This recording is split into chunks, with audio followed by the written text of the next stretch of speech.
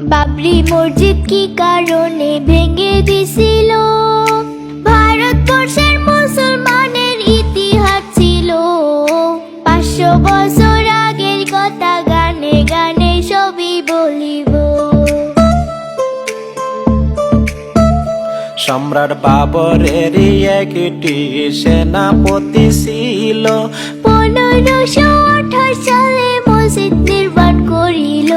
বাবরি মসজিদ নামে এই মসজিদটির নাম দিল।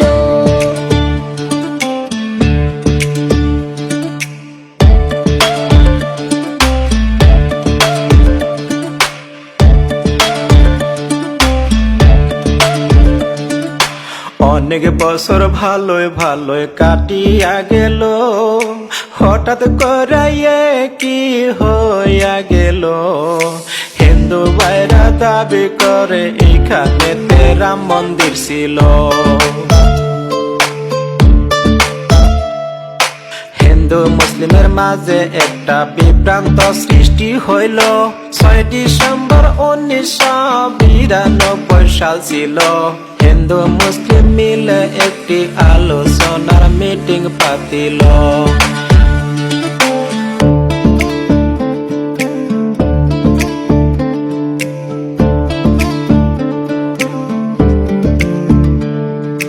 রাম মন্দির ভেঙে দিয়া মসজিদ বানাইছে, হে বলিয়া হিন্দু ভাইরা দাবি করতাছি।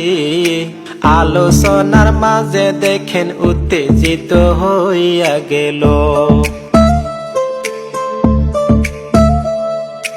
কয়েক ঘন্টার মাঝে মসজিদ ভেঙে চুরমার করিল। এইভাবেতে বাবরি মসজিদ শেষ হইয়া গেল। আন্দোলনে সেইখানেতে অনেক মানুষ মারাও গেল।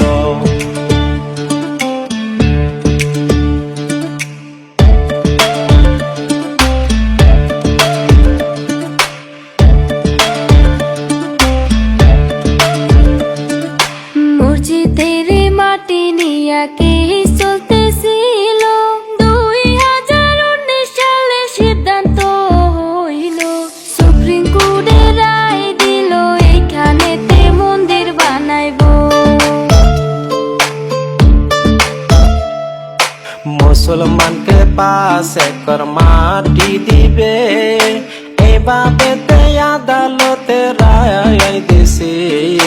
তারপরে পরিস্থিতি অনেকটাই নিয়ন্ত্রণ হয়েছে।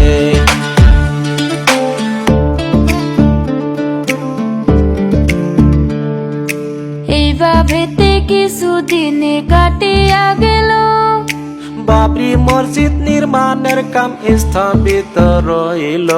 হুমায়ুন কবির স্যার দেখেন এতদিন পর চমক দেখাইল।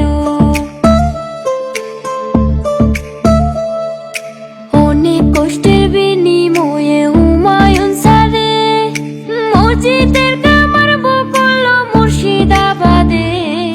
সাসপেন্ড করলো কবির স্যারকে তৃণমূল কংগ্রেস দল থেকে।